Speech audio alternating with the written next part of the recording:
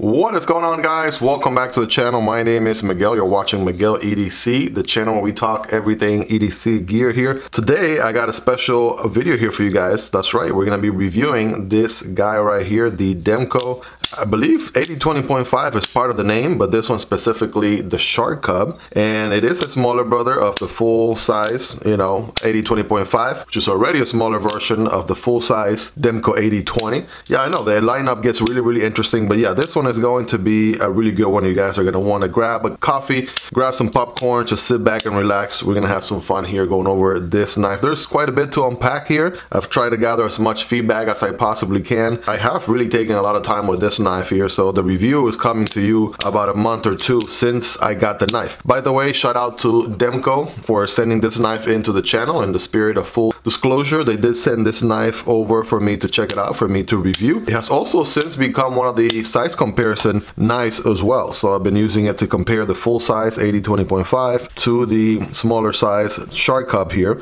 Another crazy thing too is I'm recording this review for the second time, right? Something that's really frustrating that happens to us YouTubers from time to time. I literally recorded about 25 minutes of this review only to find out when I took it into the computer the microphone was not on the whole time. So there was image, right? The footage was there, but it has zero voice, zero sound. So as frustrating as that gets, here we are, we're recording it once again. If that isn't worth a like, guys, I don't know what is. So go ahead and smash that like button if you can. It really helps this video reach a larger audience. Go ahead and subscribe if you aren't already, because I promise you there's worth coming back for more. I make knife content like this on an ongoing basis. This knife will be linked down below, as well as any other knife that you see in this video. So if you want to check out details, prices, and anything like that, those links will be in the description. Those are affiliate links. It does help out the channel if you end up making a purchase through those links, but that is entirely up to you and at no additional cost. With that in mind, let's start here with the first things first, right? We always start with a quick measurement. Overall length on this bad boy, we have about just shy of 7 inches. It's more like 6.9, 6.85, somewhere around there. So right under 7 inches overall length. Let's see, the blade here is about 2.75 on the blade. The cutting edge is more like 2.5 inches right there. And the handle is going to be somewhere around 4.25, 4.25 inches right there. Okay, so those are your overall measurements, right? Let's go ahead and bring out the size comparisons, because here we go, right? Let's talk about that. Of course, there is the bigger brother right here, the Demko 8020.5. This one's been out a lot longer than the Shark Cub. The Shark Cub came out the later part of last year, 2023. This one right here is also in 20 CV, and it does have the titanium scales. And then also for comparison, I have an 8020.5. This one is in the clip point blade, right? So this one's called the shark's foot. This one has the slicer blade, and this one's called the clip point blade. And this one is one of my OG 8020.5s in the Grivery. I guess up until recently I realized some people are calling it Grivery instead of Grivery, and I've just been calling it Grivery the whole time. Tomato, Grivery. Right, that is that guy right there. And of course you see the Shark Cub is about maybe an inch, right? Half an inch here, half an inch there, right? More or less. A little bit on the smaller size. It's on the small category, trying to get into the medium category, whereas the bigger brothers here are already in the medium category. And of course there is a USA made version of the Demko with the Shark's Lock that is made in the US, and that one is a Demko 8020. That is, obviously a much bigger, thicker, beefier knife, and also, a little bit more money, right? as well. But yes, that's, just quick size comparison. Let's do some of the traditional ones that you're used to seeing here in the channel as well. Of course, the PM2 made in the USA. Here we have the Para 3, right? So the Shark Cub is going to be a tad bit smaller than the Para 3. So if you have a Para 3, you sort of have an idea where that lands. The Shark Cub is going to be just about an inch shorter than the Para 3, of course shorter than the PM2. Here's the Wrap Model 1 right there. Obviously it's going to look like the Titanic next to the Shark Cub. The Wrap Model 2 is a little bit more comparable, but still a little bit bigger, about half an inch or so. Maybe a quarter inch here, ballpark with my very accurate vision measurement. Yeah, more or less, but of course it is shorter than the Model 2, definitely shorter than the Model 1. And last but not least, the very popular CJRB Pyrite And here is the Vosteed Raccoon. Right, so check it out right there for yourself. The Pyrite is going to be larger. The Raccoon is going to be larger. Again, this guy is, you know, it's going to be very lightweight. We're going to weigh in a second, and also very carryable because the size is, you know, on the smaller end of things. So what do we have going on for materials on the Shark Cub? So we do have 20 CV on the steel, by the way, which is you know, high-end premium steel. 20 CV is good for high wear resistance, which is good to have on a knife, especially, you know, when you're trying to keep that edge long as possible. You don't want it to dull pretty quick. Also has high corrosion resistance, so it is you know, very resistant to rust. You know, it's not rust proof, right? You know, like any metal. So if you leave it out abandoned in the wilderness somewhere, I'm sure it might get something, but it is corrosion resistant, and it has good impact toughness and also good polish ability. As a matter of fact, there's just enough reflectivity to this one. See, I'm wearing a red shirt and it's picking up all that red from the shirt that I'm wearing right there on the blade. It does have a stone wash. This blade geometry is called the slicer. It's very much so like a drop point, sort of sheep's foot in a way, because, you know, the tip is here. I mean, the pivot is here, and the tip is also nice and low, which is very good. We do have the wide opening on the blade with no thumb studs, right? Like on the 80-20.5s, you do have the opening and the thumb stud. Here they do away with the thumb stud, right? To make sure there's absolutely nothing in the path when you are slicing. There is a flat grind going on here all the way to about the middle, right? So not a full flat grind, but, you know, about halfway through, you know, you can see the actual line right there.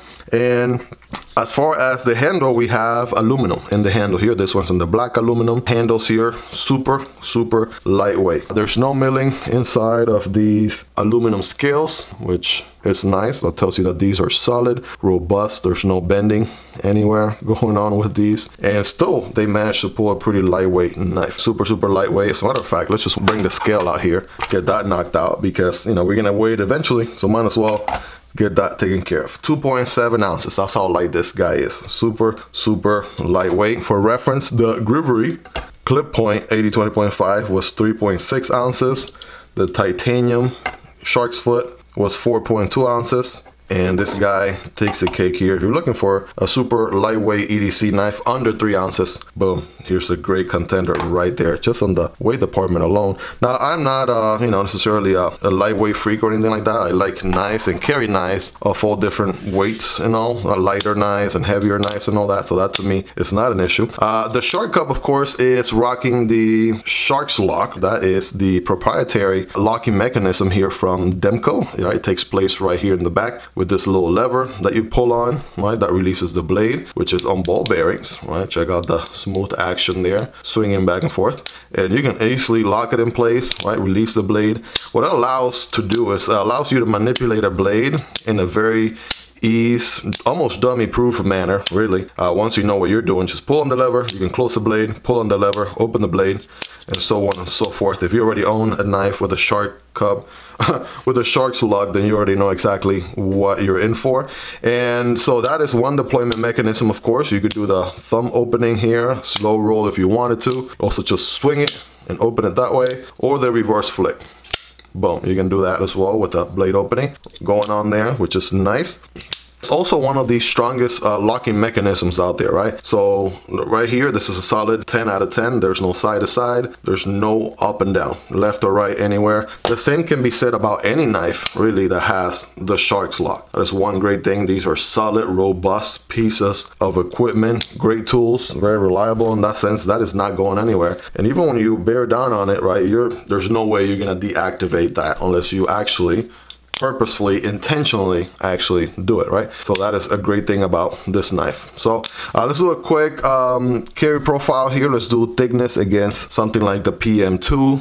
Is going to be obviously on the thinner side. Yeah, it runs actually pretty thin, believe it or not, next to the 80-20.5 and the titanium, just a slightly thinner there. Obviously something like, let's see, even the Rap Model 2 is a little thicker. And we'll do the Pyrite. also a tad bit thicker right there. Okay, length and height in the pocket, well, that is where this one is going to stand out a bit. It is a little bit on the tall side, right? No, maybe not as tall as something like a Spyderco knife with the round hole, but the blade does still stick out a significant amount from the handle, very similar to the older brothers here as well. So, you know, it is a shorter length. It's still a little bit on the taller side. Even something like the Rat Model 1 seems a little bit slimmer, right? And even, you know, something like the Raccoon, for example, will be, you know, a little bit slimmer as well. But again, that's just to give you some, you know, ideas there, ballpark on, you know, measurements and sizes and profiles and things like that. So yeah, how's the action on this thing? The action is great. I mean, this thing,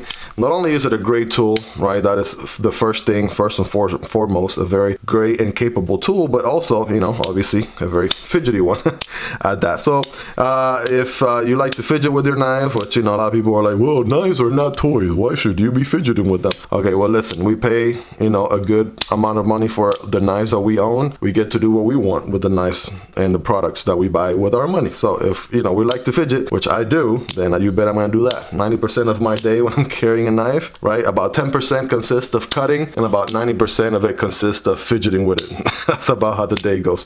And obviously the other time I'm, you know, either reviewing a knife or checking out a new knife or something like that.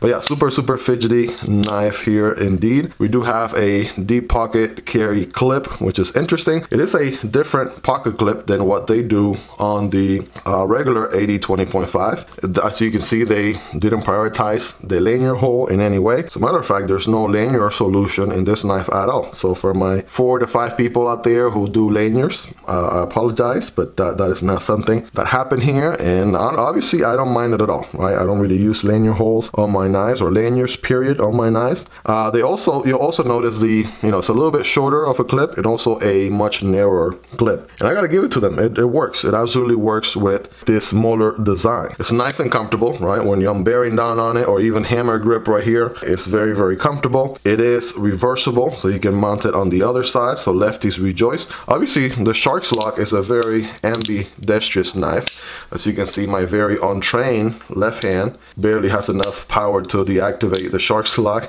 and I can still use it all day, right? I promise you, I have no dexterity with my left hand whatsoever, and somehow I'm still able to operate this knife. So with that in mind, the fact that it is reversible is very nice. It is deep carry. I mean, that is as deep carry as it gets before having something funky like the pocket clip going further than the end of the handle or something like that. So yeah, check that out. The blade is nice and lined also. This thing has been deployed, open and closed a bajillion times. I've lost count by now. It's still hanging in there. It has been a size comparison knife here in the channel ever since I got it. So, you know, you've seen it in action here and there. So, and ergonomically speaking, right, this is a very comfortable knife. Very comfortable knife. Pocket clip, first of all, disappears. You barely feel a pocket clip there because it is it's rounded here in the back. Rounded in the back. Has a bit of a drop. First of all, it comes in straight, bit of a drop, and just a very shallow bill right here, which makes it easy to go in the pocket, but it doesn't really catch on things when you're walking by. That is nice and appreciated. Okay, and as far as the handle itself, you have just a few, well, just about as many cutouts, I guess. You have the main cutout for your index finger, and then this other one right here, right? And then you don't have this last finger guard here, if you will, like you do in the AD 20.5. It's just nice and straight towards the back end right there.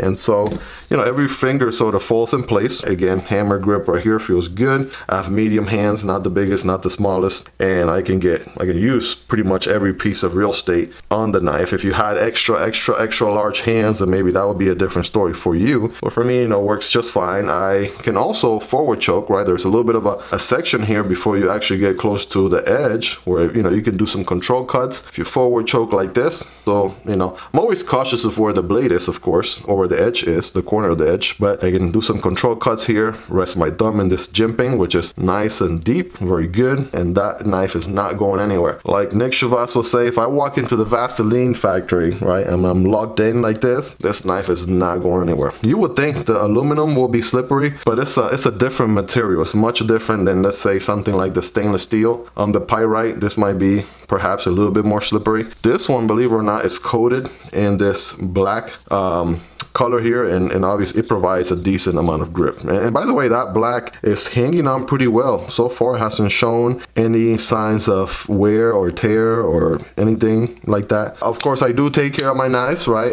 Every time I take my knife out, I don't just shove it across the pavement to see how many scratches I can get on it, right? That is not what I do, I promise you. So yes, I can have a knife that I have used quite a bit and still have it in great condition, almost out of the box condition, because I take care of my tools, and I like to take care of my tools. So yeah, that black coat on this aluminum is hanging on pretty well. Got some standoffs here towards the back. Okay, let's check the blade stock thickness here. We have a very, very slicey blade, 0.10, right? So just a 1/10 of an inch right there.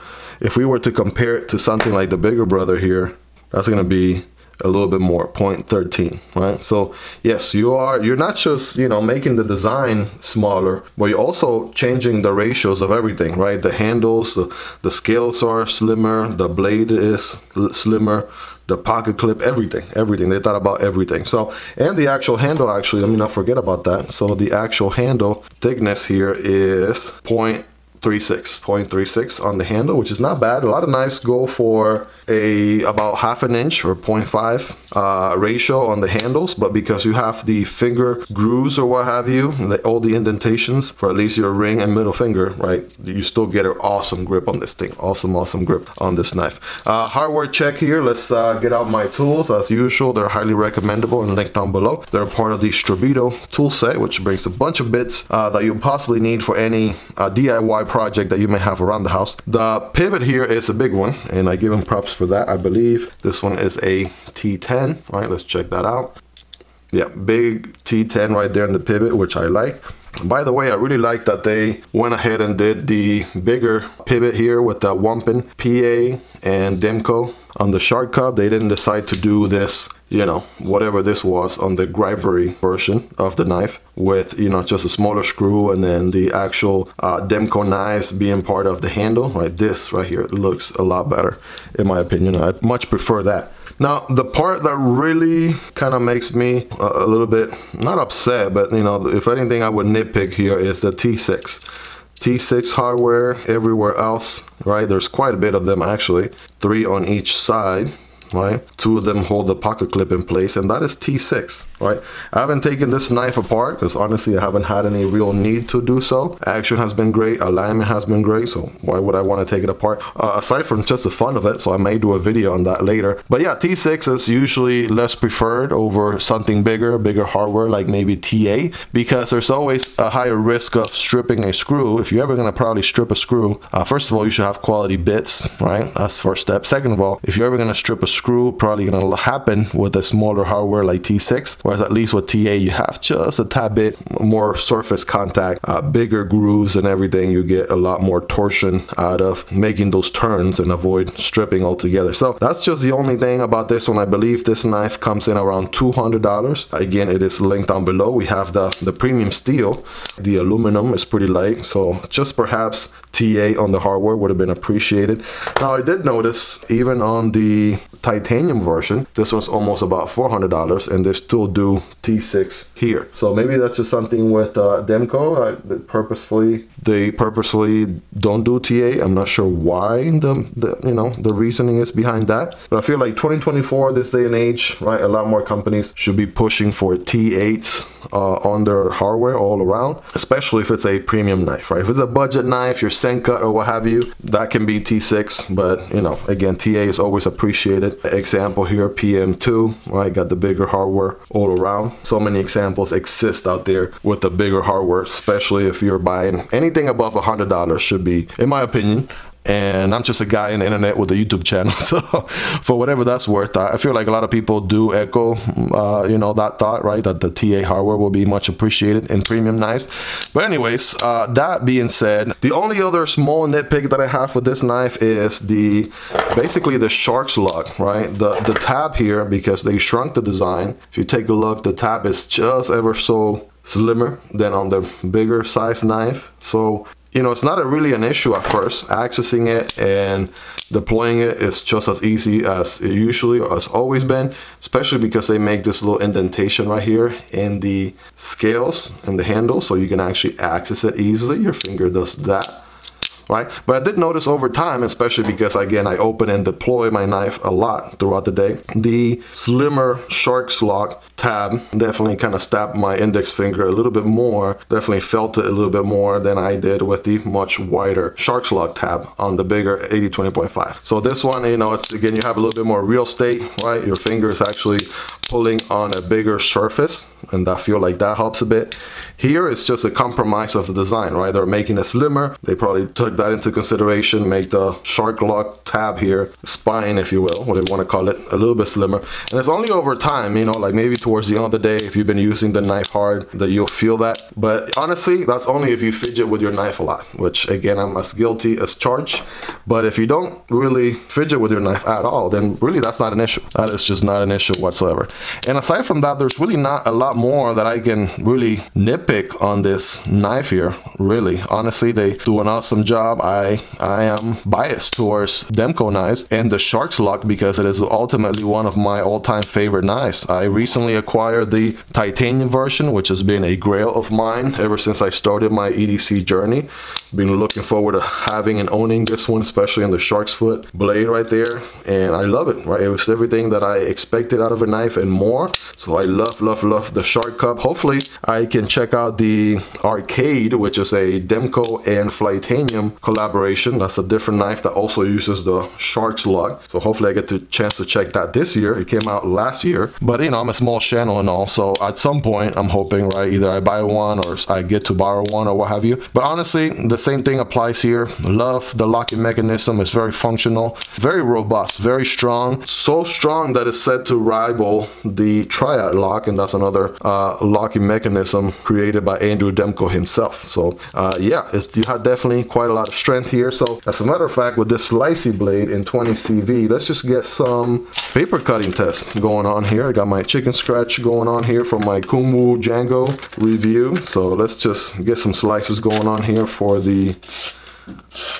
paper cutting test. And as you can see, this thing slices for days.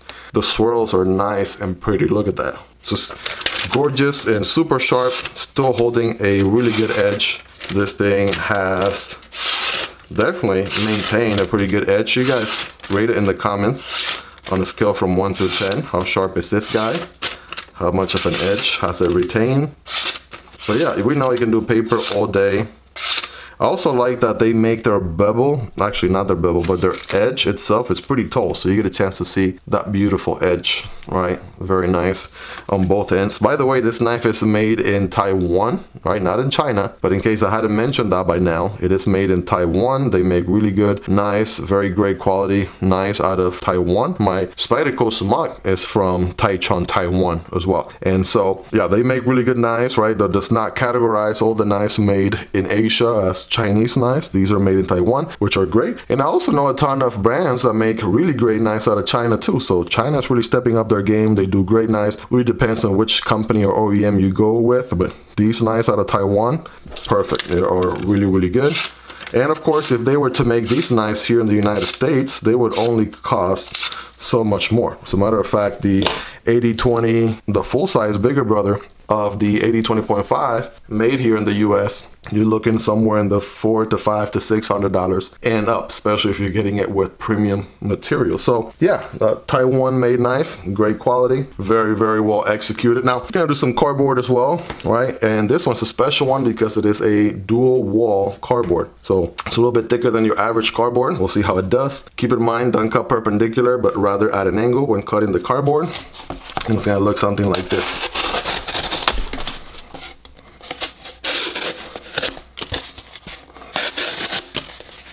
Yeah, some knives have been getting cut somewhere in here because a section of the cardboard tends to kind of squeeze together or what have you. But yeah, long story short, you can still get some really good slices going on there all day, every day. As long as you get a good starting slice. There we go. Boom, there we go. Well, there you have it, guys. That is the Demko AD 20.5 Shark Cub. Again, I believe AD 20.5 is still part of the name.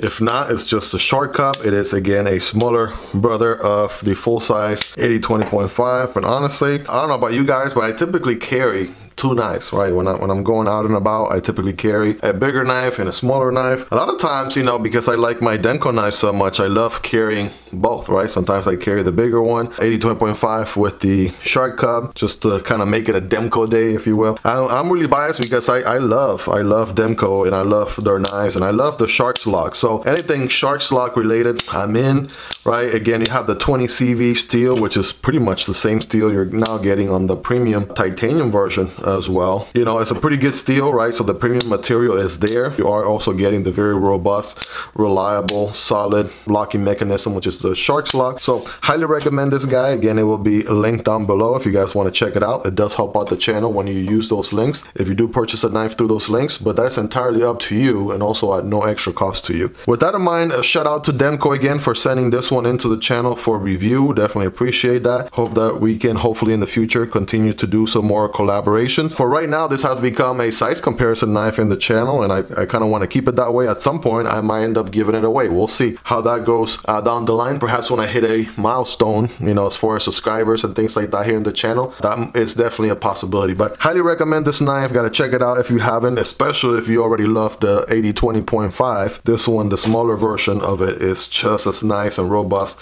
and super lightweight, easy to carry. Great EDC, just a great all-around EDC knife, as you would expect from Demko. Guys, if you made it to this point, you guys are the real MVPs. I really appreciate you sticking with me, hanging with me here throughout this video. Let me know in the comments if there's anything that I missed, right? What additional questions do you have? What else do you want to know about the Demko Shark Cub right here, right? What other questions do you have that I can answer for you? Let's just go ahead and hang out in the comments on there, right? Let's have a discussion. Just shoot me any questions you have and I'll address those for you as quickly as possible. Guys, if you made it to this point and you haven't yet liked the video, this will be a great time to smash that like button. I have a secret for you. It is absolutely free. So go ahead and smash that like button. It helps the video reach a larger audience. Go ahead and subscribe if you aren't already, because I promise you'll be worth coming back for more. I make knife content like this on an ongoing basis, and you would not want to miss out. Lastly, if you want to support the channel a step further, there's a link for Patreon down below in the description, or you can simply support the channel here on YouTube by becoming a channel member. You'll have access to exclusive perks.